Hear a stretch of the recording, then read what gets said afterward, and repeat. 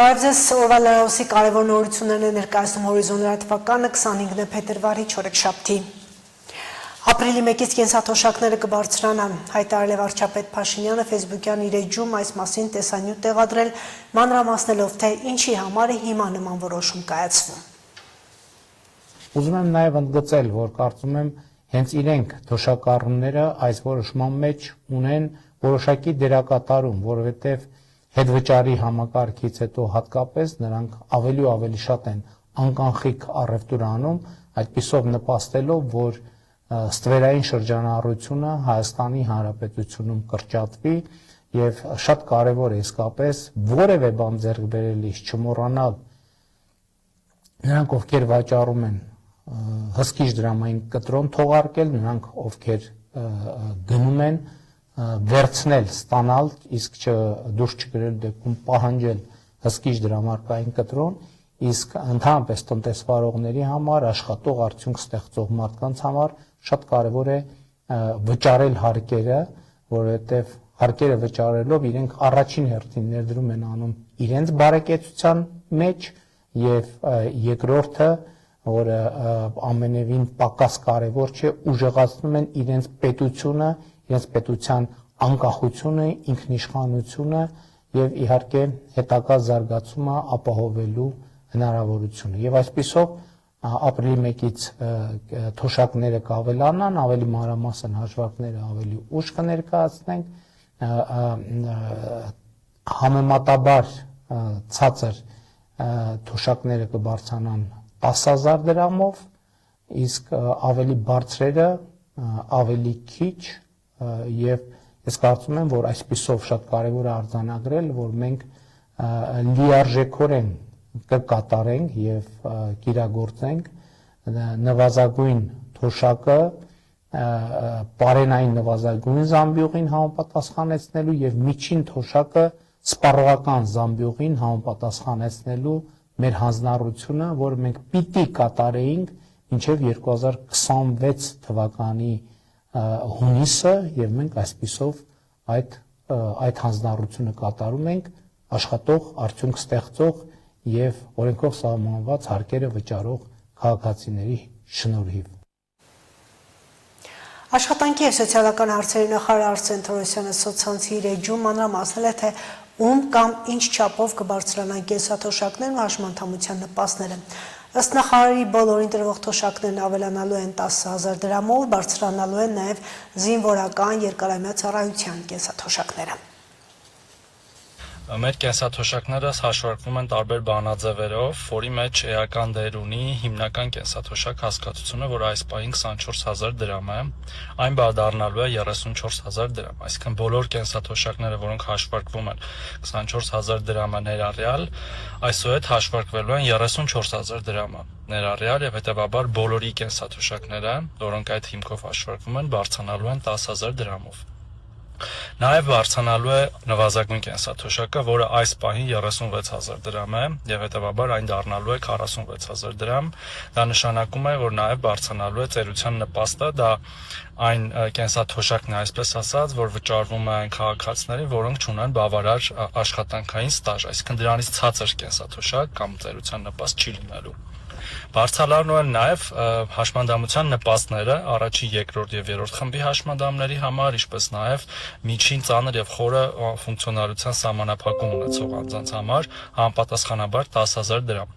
36, 37.5 եւ 39,000 դրամի փոխարեն դրանք դառնալու են 46, 47.5 եւ 49,000 դրամ։ Բարձրանալու են նաև զինվորական երկարամյա ծառայության կենսաթոշակները, այստեղ սակայն բանաձևը մի փոքր այլ է եւ որոշ դեպքերում տարբեր չափ է բարձրանալու, քանի որ երկու փոփոխական կա։ Միջին բարձրացումը կլինի մոտավորապես 8,000-8,500 դրամի շրջանակներում, բայց որոշ դեպքերում այն կլինի 10,000-ից ավել, ընդհանուր մինչև 15,000 դրամ, որոշ դեպքերում մի փոքր ավելի ցածր, որովհետեւ նրանց այդ կենսաթոշակները արդեն իսկ բավական բարձր են միջինը մոտ 100,000 դրամի շրջանակներում է այս կենսաթոշակները։ Բարձրանալու են նաև մնացած որոշ մեր քաղաքացիների վճարվող կենսաթոշակները, որոնք թվով ավելի փոքր են, կերակրողին կորցնելու կենսաթոշակ եւ այդպես շարունակ։ Եվ ապրիլի 1-ից ըստ էության բոլորը ստանալու են այդ տարբերակով եւ այս ամենը չհաշված հետվճարը, որի հնարավորությունը մնում է կենսաթոշակների եւ նպաստների 20%-ի չափով, առավելագույնը 10,000 դրամ եւ հետեւաբար յուրաքանչյուր քաղաքացի ըստ էության իր կենսաթոշակը կարող է բարձրացնել բացի այս 10,000 դրամ բարձրացումից եւս մինչեւ 10,000 դրամով, դրանով իսկ նաեւ խրախուսելով, որպեսզի ստվերի շրջանառությունը փոքրանա եւ պետական բյուջեն մեծանա, որը որ նորից դառնալու է կենսաթոշակ։ Մենք իհարկե էլի խոսենք սրա մասին, կբացատրենք մանրամասները։ Մարդու իրավունքների ոլորտում առաջընթացը հազվադեպ է անմիջապես նկատվում, այն պահանջում է երկխոսության պատրաստակամություն եւ կայուն քաղաքական կամք։ Այս մասին է ասել Արարատ Միրզոյանը Ժնևում Մարդու իրավունքների խորհրդի 61-րդ նստաշրջանի բարձրաստիճան հատվածում Հայաստանի կողմից ներկայացված հարակից միջոցառման ժամանակ։ Արարատ Միրզոյանն ասաց, որ ուրախ է Մարդու իրավունքների խորհրդի 61-րդ նստաշրջանի բարձրաստիճան հատվածում բացել այս պանելային քննարկումը, որը համատեղ կազմակերպվել է Հայաստանի եւ Դանիայի Մարդու իրավունքների ինստիտուտի կողմից։ Այսօրվա քննարկումը հնարավորություն է ընձեռում մտքեր փոխանակել Մարդու իրավունքների խորհրդի գործունեության շրջանակներում հաշվետվողականության, ամրապնդման դերի, ինչպես նաև մարդու իրավունքների ոլորտում ստանձնած պարտավորությունների գործնական կյանքի կոչման շուրջ։ Հենց իրականացումն ու հետևողական քայլերն են վստահություն հաղորդում մեր աշխատանքին։ Դրանք ապահովում են, որ մեր հանձնառությունները վերածվեն կոնկրետ քաղաքականության եւ չափելի առաջընթացի։ Այն ժամանակահատվածում, երբ մարդու իրավունքների պաշտպանության շուրջ ու հումանիտար համագործակցությունը բախվում են աճող մարտահրավերների, նման պատասխանատվության նշանակությունը Միրզոյանի գնահատմամբ առավել քան ակնառու է դառնում։ Մեր ազգային փորձը գործնական օրինակ է, թե ինչպես են այդ սկզբունքները ստանում ինստիտուցիոնալ մարմնավորում։ 2024 թվականին Հայաստանի վարչապետի հրամանագրով Հայաստանում ներդրվել է մարդու իրավունքների ոլորտում միջազգային հաշվետվողականության ամրապնդման եւ դրանից բխող հետագա քայլերի ապահովման ազգային մեխանիզմ։ Սա նշանավորեց հատվածական ու ժամանակավոր հաշվետվողականությունից գիտակցված անցում դեպի մարդու իրավունքների ոլորտում հանձնառությունների կառուցվածքային եւ շարունակական իրականացում։ Արտաքին գործերի նախարարը հիշեցրեց, որ 2025-ի դեկտեմբերին Հայաստանը գործարկել է հատուկ թվային հարթակ աջակցելու ազգային մեխանիզմի աշխատանքին։ Նոր գործիքը Հայաստանի մոնիտորինգի եւ հաշվետվողականության ինստիտուցիոնալ ցանցը (INEMRAN) թվային հարթակ է, որը մարդու իրավունքները եւ տեխնոլոգիաները դնում է գործնական փոխազդեցության մեջ։ Հարթակը բարձրացնում է համակարգվածությունը, հեշտացնում է համակարգված հետևողականություն եւ ամրապնդում է Հայաստանի ներգրավվածությունն ինչպես գլոբալ, այնպես էլ եվրոպական մարդու իրավունքների համակարգերում։ Մեր ջանքերն առաջնորդվում են այն գիտակցմամբ, որ մարդու իրավունքների ոլորտում առաջընթացը հազվադեպ է անմիջապես նկատվում։ Այն պահանջում է հետևողականություն, երկխոսության պատրաստակամություն եւ կայուն քաղաքական կամք։ Միրզոյանի հավաստմամբ Հայաստանը հավատարիմ է մնում մարդու իրավունքների միջազգային մեխանիզմների եւ միավորված ազգերի կազմակերպության մարդու իրավունքների բարձր հանձնակատարի գրասենյակի հետ սկզբունքային համագործակցությանը, որի առաջնորդությունն ու փորձագիտական աջակցությունը անփոխարինելի են համակարգի ամբողջականության համար։ Հետևաբար մարդու իրավունքների խորհրդի հետ ներգրավվածությունը ոչ թե ընթացակարգային ֆորմալ գործընթաց է, այլ բովանդակային ժողովրդավարական գործելակերպ հիմնված հարգանքի, երկխոսության եւ հաշվետվողականության վրա։ Հաջորդ թիվ կայացել է պանելային քննարկում Հայաստանի արտաքին գործերի նախարարի տեղակալ Ռոբերտ Աբիսողոմոնյանի, Մարդու իրավունքների դանիական ինստիտուտի, ՄԱԿ-ի երեխաների իրավունքների հարցերով կոմիտեի, ՄԱԿ-ի մարդու իրավունքների բարձր հանձնակատարի գրասենյակի ներկայացուցիչների մասնակցությամբ։ Իր ելույթում նախարարի տեղակալը ներկայացրել է Հայաստանի կողմից մշակված Հայաստանի մարդու իրավունքների ոլորտում միջազգային հաշվետվողականության ամրապնդման ազգային մեխանիզմի նոր թվային գործիքը (INEMRAN)։ Գոհունակությամբ պետք է նշեմ, որ այս գործընթացը առաջընթաց է ապրել զգալի արդյունավետությամբ։ Այն հնարավոր է դարձել թվայնացման օրակարգի նկատմամբ կառավարության կողմից ցուցաբերվող զգալի աջակցության եւ կառավարության թվայնացման ռազմավարության հետ համահունչ լինելու շնորհիվ։ Հարտակը նախագծվել եւ գործարկվել է մոտ 3 ամսվա ընթացքում, ինչը չափազանց կարճ ժամանակահատված է նման ծավալի համակարգի համար։ Սա փաստում է, որ ինստիտուցիոնալ պատասխանատվությունը, տեխնիկական հմտությունները եւ հստակ քաղաքական ուղղությունը կարող են զգալիորեն արագացնել իրականացման գործընթացը։ Ամփոփելով Աբի Սողոմոնյանը նշել է, որ ազգային մեխանիզմներն ու թվային գործիքները ինքնանպատակ չեն։ Դրանք գործնական միջոցներ են թե երկրի ներսում եւ թե պետությունների ու մարդու իրավունքների միջազգային համակարգի միջև վստահությունը պահպանելու համար։ Նա վստահեցրել է, որ Հայաստանը պատրաստակամ է շարունակել նորարարական մոտեցումների ուսումնասիրությունը, որոնք կամրապնդեն այդ նպատակը։ Տիգրան Հովակիմյան, Հորիզոն։ Պաշտոնական այցով Թեհրանում գտնվող Պաշտպանության նախարար Սուրեն Պապիկյանը հանդիպել է Իրանի նախագահ Մեսուդ Փեզեշքիանի հետ։ Հանդիպման ընթացքում կողմերը երկուստեք ընդգծել են Հայաստանի եւ Իրանի միջև բարձր մակարդակի հարաբերությունների շարունակական զարգացման, ինչպես նաեւ տարածաշրջանում խաղաղության ու կայունության ամրապնդման կարեւորությունը անհրաժեշտությունը քննարկել են Հայաստան-Իրան համագործակցության, այդ թվում պաշտպանության ոլորտում փոխգործակցության վերաբերող հարցեր։ Նախարար Պապիկյանն իր խոսքում ընդգծել է Իրանի շուրջ ստեղծված իրավիճակի դիվանագիտական ճանապարհով լուծման անհրաժեշտությունը։ Հանդիպմանը մտքեր են փոխանակել նաև միջազգային ու տարածաշրջանային անվտանգության առնչվող հարցերի վերաբերյալ։ Պաշտպանության նախարարն այսօր հանդիպել է նաև Իրանի ազգային անվտանգության գերագույն խորհրդի քարտուղար Ալի Լարիջանիի հետ։ Արցախի նախկին պետնախարար Ռուբեն Վարդանյանը որոշում է կայացրել չբողոքարկել Բաքվի զինվորական դատարանի դատավճիռը։ Այս մասին նրա ընտանիքը հայտարարություն է տարածել, տեղեկացնելով հետագա իրավական գործողությունների վերաբերյալ նրա դիրքորոշման մասին։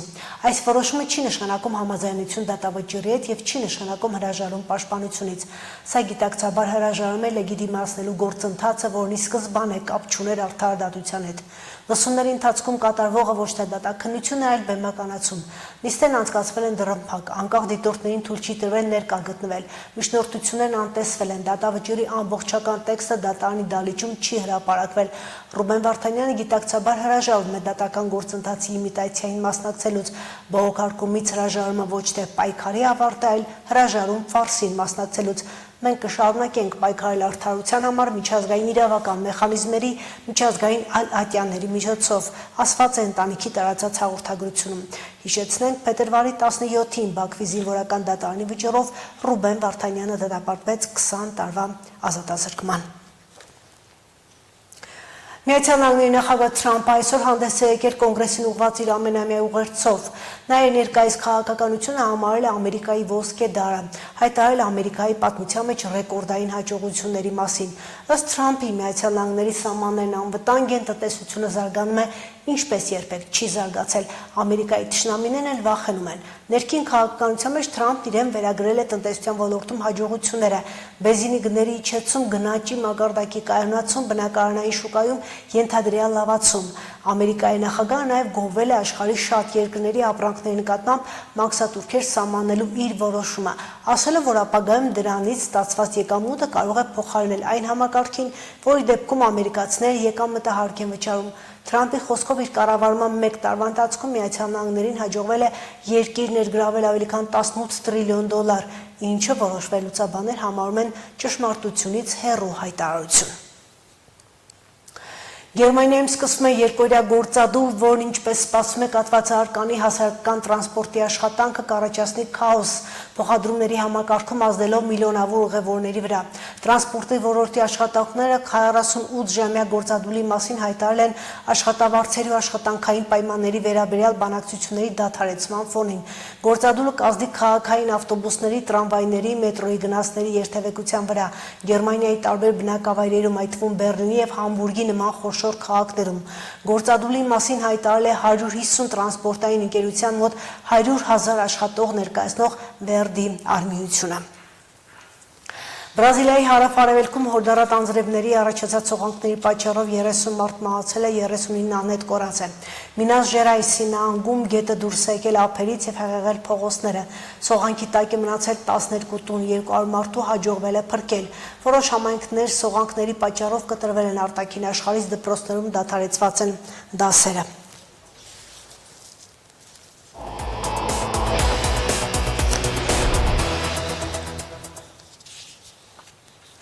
Մասնակցային բյուջետավորման անցած տարվա Գյումրիու շների կացարան ու լաբորատորիա կառուցելու ձախողված ծրագրի էջը քաղաքապետարանը թեև փակված չի համանում, բայց նոր էջից նոր առաջարկներ են քննարկում 2026 թվականի մասնակցային բյուջետավորման համար։ Նախաձեռնող խմբերի ներկայացրած 3 գաղափար այժմ քվեարկության փուլում է։ 3-ից 2-ը կհամարվի հաղթող, եթե օնլայն քվեարկությամբ յուրաքանչյուրը ստանա առնվազն 2612 քվե։ Գյումրիի շախմատի մարզադպրոցի շենքի հիմնանորոգում, հաղթանակի զբոսայգու բարեկարգում, բաց ամֆիթատրոնի կառուցում։ Այն 3 գաղափարներն են, որոնք հավակնում են մասնակցային բյուջետավորման այս տարվա ծրագրում ընդգրկվել։ Պետության 80, համայնքի 20%-ի ֆինանսավորմանն արժանանալու համար գյումրեցիների ձայնը որոշիչ է։ Ըստ այդմ օնլայն քվեարկությունն է գնում, որի արդյունքներով հնարավորություն է տրված 3-ից 2 գաղափարներն ընտրել։ Որպեսզի չունենանք անցած տարվա տարը փորձը, այսինքն խոշոր ծրագիրը բնականաբար իր հետ նաև մեծ խնդիրներ կարող է առաջացնել, դրա համար որոշել ենք ծրագիրը գումարը բաժանել 2 մասի, 2 ծրագիր ներկայացնենք։ Դառը փորձով համոզված ծրագիրը թափառող շների կացարանի կառուցմանն է վերաբերում։ Անցած տարի հաստատվեց, բայց 124 միլիոնանոց ծրագիրը ձախողվեց, որովհետև քաղաքապետարանը չկարողացավ մրցույթ անցկացնել։ 6 անգամ հայտարարեց, 6 անգամ էլ հայտ ներկայացնող կազմակերպություն չեղավ։ Նախորդ տարվա ծրագրում կար նաև որոշակի տեխնիկական խնդիր, որը փորձեցինք լուծել, բայց չստացվեց, քանի որ բաղադրիչում կար նաև ամբուլատոր հատված, սա իր հերթին ենթադրում էր, որ ծրագրին մասնակցող շինարարը պիտի ունենա առաջի կարգի լիցենզիա, իսկ այս դեպքերում նմանատիպ խնդիր չկա։ Նոր 2026 թվականի մասնակցային բյուջետավորումը նախորդի համեմատ քիչ է նախատեսված 86 միլիոն դրամ, որն էլ քաղաքապետարանը որոշել է կիսել 2 ծրագրերի միջև։ Բայց 43 միլիոն դրամը գաղափարների հեղինակները համարում են բավարար, իսկ թե հետագա ընթացքի համար լրացուցիչ միջոցներ անհրաժեշտ կլինեն, կարծում են կփորձեն գտնել։ Ներկայացված գաղափարներից մեկը քաղաքի կենտրոնի համար է։ Գյումրեցիները թե Գյումրի եկած հյուրերը հաճախակի են անցնում հաղթանակի զբոսայգու քանդած խորտուպորտ ջեմուղիներով։ Շուրջ բոլորն անխնամ ծառեր ու պոկված ցանկապատեր են։ Իր ներկայացրած գաղափարում հեղինակ Անահիտ Ղազարյանն առաջարկում է հաղթանակի զբոսայգին վերածել բազմաֆունկցիոնալ, անվտանգ եւ հարմարավետ հանրային տարածքի։ Մեր ամենակարևոր վայրերից մեկն է հաղթանակի զբոսայգին է ու ինքը այս պահին անտեսված ու լքված է։ Այս ամբողջ պարիսպները քանդված են,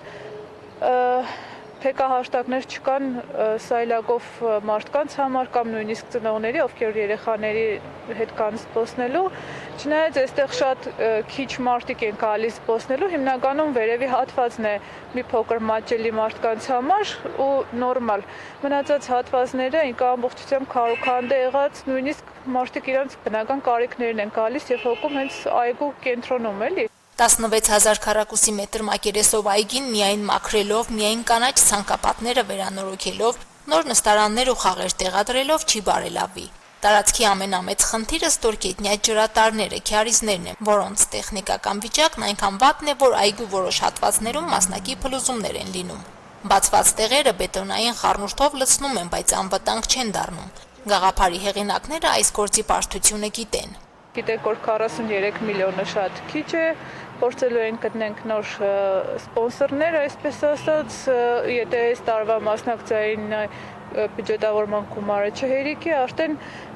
մյուս տարի եւս կներկայացնենք, եթե էդ էլ չհերիքի, այն մյուս տարի կներկայացնենք, հուսանք մի քանի տարում կունենանք ավելի բարեկարգ տարածք, ավելի բարեկարգ այգի։